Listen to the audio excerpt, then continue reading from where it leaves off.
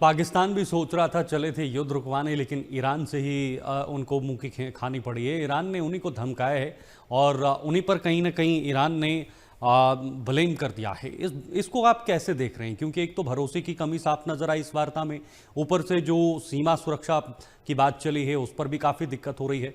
तो ईरान क्या फिर से इस वार्ता के भीतर में भारी पड़ते हुए नजर आ रहा है? देखिए, ईरान ने पाकिस्तान को इसीलिए गाली दी है साहब, क्योंकि हम्म। देखिए पाकिस्तान सबको पता है अमेरिका का पालतू है। हम्म। सबको पता है अमेरिका ने कहा उठ तो उठ, कहो बैठ तो बैठ। और अब ये जो पालतू है ये फालतू बोल रहा था, फालतू हम्म। फालतू बोल रहा था, और ये कह रहा जी मैं ये करा दूंगा, मैं ये करा दूंगा, अमेरिका हमारे हाथ में जी। हमने जेडी वैंस को बुला लिया। देखिए साहब, हुआ क्या, ईरान का मेंबर पार्लियामेंट का स्टेटमेंट आया, वो डेलीगेशन का पार्ट था या नहीं था। उसने हम्म। कहा है कि भाई देखो, ये जो कोई नेगोशिएशन वगैरह नहीं थी, ईरान पे डिप्लोमेटिक प्रेशर बनाने की बात हुई। इसका मतलब क्या, अमेरिका ने कहा ईरान को बुलाओ, हम थोड़ा दबाएंगे, मिलके दबाएंगे इनको, राइट, इनको इन पे दबाव बनाएंगे। कह रहा ये हम्म। कौन सी नेगोशिएशन थी। अब ये पाकिस्तान जो ईरान का सगा बन रहा था, पीछे कुछ महीने पहले एक दूसरे पे मिसाइलें चला रहे थे, ठीक है जी। बॉर्डर मुल्ला मुनीर ने बंद कर दिया, ईरान पे सर्वेलेंस लगा दी, पाकिस्तान की जमीन से ड्रोन उड़े ईरान पे हमला करने के लिए, सब जानते हैं। तो पाकिस्तान की क्रेडिबिलिटी तो जीरो है ना साहब। अब ईरान को जब समझ आया कि यार देखिए, मैं ईरानी हूं जी, मैं स्पीकर हूं, मैं अगराची हूं, मैं बैठा हूं पाकिस्तान में, मैं खा रहा हूं बिरयानी, पीछे मुझे पता लग गया भाई मेरे 450 जिहादी मारे गए इसराइल में, बिल्कुल। कटसी पाकिस्तान, भाई $27 बिलियन नहीं मिले, स्ट्रेट हम्म। ऑफ हॉर्मोस खुल गया है और मेरे 10 पॉइंट का डॉक्यूमेंट उन्होंने डस्टबिन में डाल दिया है। तो हम्म। तुमने तो मुझे बरगलाने के लिए यहाँ लाया है ना। भाई अगर मैं ईरान में होता, मेरे पास विकल्प हो, मैं कुछ क्वेश्चन लूं। जो हम्म। आईआरजीसी के 3 फैक्शन है बड़े, उनके तीनों के बड़े लीडर पाकिस्तान में बैठे। ये वही वाली बात हुई कि आपको बैंक लूटना है, एम्प्लॉय को आप बोलो आप पिकनिक पे हो आओ, इतने हम्म। में आप बैंक लूटने का काम करो। यही तो हुआ है ईरान के साथ, धोखा ही तो हुआ है। मैं तो शुरू से कह रहा हूं, ईरान को पाकिस्तान ने बेच दिया। हम्म। पाकिस्तान तो काम यही करता है, देखिए कीमत मिले ना, पाकिस्तान में हीरा मंडी है साहब, हम्म। कीमत मिले, हर चीज बिक जाती है इस्लामिक दुनिया में अगर आप सही कीमत लगाओ।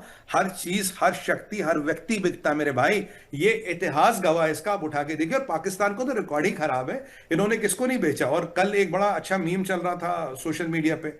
अब जो अमेरिकन का जीडी वैंस का प्लेन लैंड कर रहा था, तो उसमें लिखा था, welcome to the second home of Osama bin Laden. भाई उसामा बिन लादेन का दूसरा मकान तो, बिल्कुल। घर तो यही था, सालों रखा, दुनिया का नंबर 1 आतंकवादी रखा उसामा बिन लादेन ने, जिसने सबसे ज्यादा अमेरिकन मारे, उसको किसने संरक्षण दिया, पाकिस्तान ने। अब ये हम्म। पाकिस्तान में उतरे वैन से बोले देखो भाई साहब, ये 70 किलोमीटर दूर यहाँ लादेन रहता था, ये हम्म। पीछे से 50 किलोमीटर दूर यहाँ अयमन अल जवेरी रहता था। मतलब जितनों ने अमेरिका की वाट लगाई, सबको हमने ही पाला था, और हम्म। आपने हमें अच्छी कीमत दी, हमने गर्दनें बेच दी उनकी। ये पाकिस्तान का डीएनए, ये पाकिस्तान की हिस्ट्री। एशियन टाइगर, मैंने कहा एशिया की बिल्ली बनने की औकात नहीं है, एशियन टाइगर बने। अब हम बताएंगे, अब ये करेंगे। मैं सर बिल्कुल क्लियर कह रहा हूं आपको, या क्या कोई मुझे बता दे कि क्या शहबाज शरीफ की औकात है ट्रंप फोन उठा के कर दे कि भाई साहब ऐसा सीज फायर करो, ईरान उसकी बात मानेगा। सर हम्म। अफगानिस्तान ने इनकी धुलाई कर दी, अफगानिस्तान से बचने के लिए कतर भागे फिरे ये। जनाब हाँ। आप बैठ के हमारी बात कराओ, अफगानिस्तान से बात करने की औकात नहीं है। और बात किससे कर रहे हैं, ट्रंप से। बात किससे करें, ईरान से। सर ईरान के एक मौलवी ने बोला ये तो गुलाम लोग हैं, इनकी औकात ही नहीं है कुछ। गुलाम हम्म। सेवा कर सकता मालिक की, ना वो बचा सकता है, ना वो मध्यस्थता कर सकता है। और वैसे भी इनको लोग, ये लोग अजनी मानते हैं। ये हम्म। इनको तो ये बहुत लोअर ग्रेड के मुसलमान मानते हैं, कहते हैं कन्वर्टेड हिंदू है, बस नया नया मुल्ला है, बकरे में ज्यादा घी डाल रहा और कुछ नहीं है। मतलब मुसलमानों से बड़े मुसलमान बने फिरते हैं। पर जब अगर मुसलमानों के 72 फिरके देखे आप, ये तो सबसे नीचे वाले फिरके में रखा जाता पाकिस्तानियों की। इनकी औकात थोड़ी ना सब कुछ। हम्म। लेकिन पाकिस्तान के पास इस वार्ता को शुरू करने से पहले का आधार क्या था? क्योंकि इसके पास ना कोई कूटनीतिक ताकत, ना कोई दबाव बनाने की ताकत, ना कोई प्रेशर क्रिएट करने की ताकत अमेरिका जैसे या ईरान जैसे देश पर। तो फिर किस आधार पर पाकिस्तान ये निकला था करवाने और बिना करवाए पीछे हट गया? हुआ भी नहीं कुछ, कोई नतीजा नहीं निकल पाया। सर पाकिस्तान की इज्जत, वकार और ताकत जीरो है, जो आपने हाँ। कहा। हम्म। अब पाकिस्तान है भिखारी मुल्क। देखो मैं लगा रहा हूं कि भाई अगर कुछ सट्टा लग जाए, कुछ खा कमा ले। अब हम्म। देखिए, मान लीजिए डिस्कशन वगैरह होता तो ट्रंप को कहते हैं भाई साहब ऐसा आईएमएफ से 5-7 बिलियन का लोन करा दो, हमारे पर्सनल खातों में $10-10 मिलियन डाल देना। डाल देगा अमेरिका, सीआईए डाल देगा। अब ईरान से बोला जनाब वो जो आपके यहाँ फ्री में तेल आता था ना 15 रुपए लीटर, थोड़ा यहाँ की तरफ तेल डालो, हमारे पंपों में तेल खत्म हो गया, ठीक है जी। फिर थोड़ी औकात बढ़ गई, अरब दुनिया में गए, देखो जी हमने मुसलमानों को मरने पिटने से बचा दिया, तो थोड़ी ज़कात खैरात दो। अरे इन्हें तो दुकान चलानी है साहब, इन्हें क्या मतलब, आप बताइए भिखारी की औकात क्या, भिखारी की इज्जत क्या, हुआ हुआ नहीं हुआ, ये तो ऐसा भिखारी जिसकी चड्डी में भी छेद है। तो इन्हें फर्क ही नहीं पड़ता, इन्हें ये तो सट्टा लगा रहे थे, लग गया लग गया। और एक दिन के लिए, वो दिलवाले में डायलॉग था, जा सिमरन जी अपनी जिंदगी, वो 30 दिन का टूर था, या तो सिमरन की जिंदगी एक दिन की थी ना, एक दिन पाकिस्तान सुर्खियों में, एक दिन शहबाज शरीफ की फोटो चल रही है, एक दिन और चल रहा है, और ये इतने बेशरम है। जेडी वांस ने कहा कुछ नहीं हुआ, इशाक डार कह रहा नहीं नहीं हम मुज़ाकरात जारी रखेंगे, मीडिएशन जारी रखेंगे। जेडी वांस के, मैं आपको कह रहा हूं, पॉलिटिकल कैरियर में सबसे बड़ा ब्लॉट आ गया, सबसे बड़ा ब्लॉट आ गया, क्योंकि he should have not gone. अगर मैं उसकी जगह होता मैं कभी नहीं जाता पाकिस्तान में। अगर जेडी वांस साहब आप जिंदा बच के आए हो, यही बहुत बड़ी बात है। आपको जीसस क्राइस्ट का धन्यवाद करना चाहिए, भगवान का धन्यवाद करना चाहिए, क्योंकि इन जिहादियों के यहां कुछ भी संभव है, ये जाने की जगह नहीं है, ये नर्क का द्वार है, ये नजस जगह है। उर्दू में एक वर्ड यूज होता है नजस, ये वही नजस जगह है, बिल्कुल जी। बिल्कुल। अच्छा, इजराइल का ये जो मेगा प्लॉट है उसको लेकर क्या कुछ कहा जा सकता है, क्योंकि एक बहुत बड़ा थ्रेट थे उनके सामने।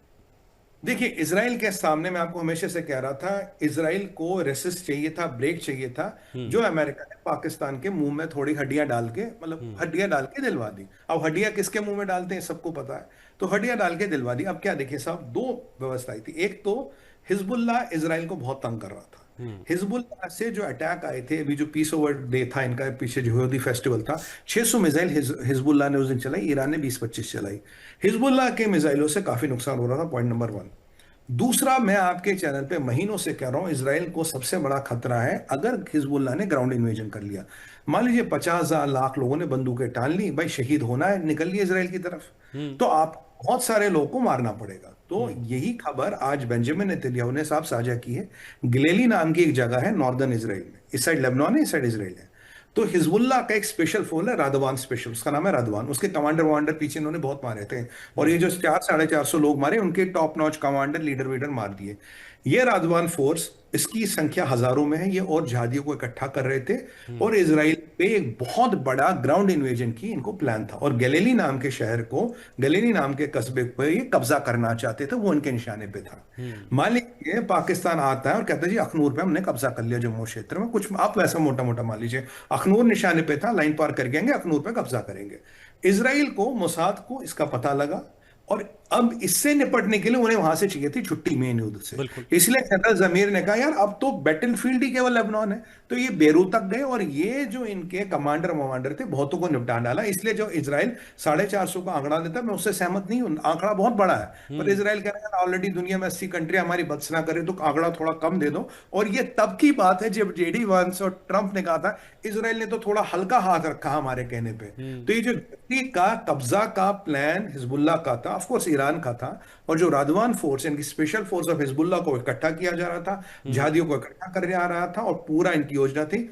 अब इसराइल ने दो काम कर लिए, हिजबुल्लाह की कमर तोड़ दी, और जो रादवान फोर्स का फोर्स था, जो स्पेशल फोर्स था, जिसको दायित्व मिला था कब्जा करने का, उसको भी निरस्त कर दिया गया। तो यहां इसराइल के ये दो प्लॉट थे, और बाकी इतने में इसराइल तैयारी तो कर रहा है। इसराइल ने तो कल ही बोल दिया जी हमें पता सीज फायर नहीं चलेगा, अब किसको इसके बाद ठोकना है, किस पे अटैक करना है, वो तो हम उसकी तैयारी करें। बाकी गाना बड़ा वायरल है सब इसराइल में, खाजा मेरे खाजा जल्दी से आजा, बड़ा इसराइली आज गा रहे हैं, गुनगुना रहे हैं इससे, मुझे भी अच्छा लगता गाना।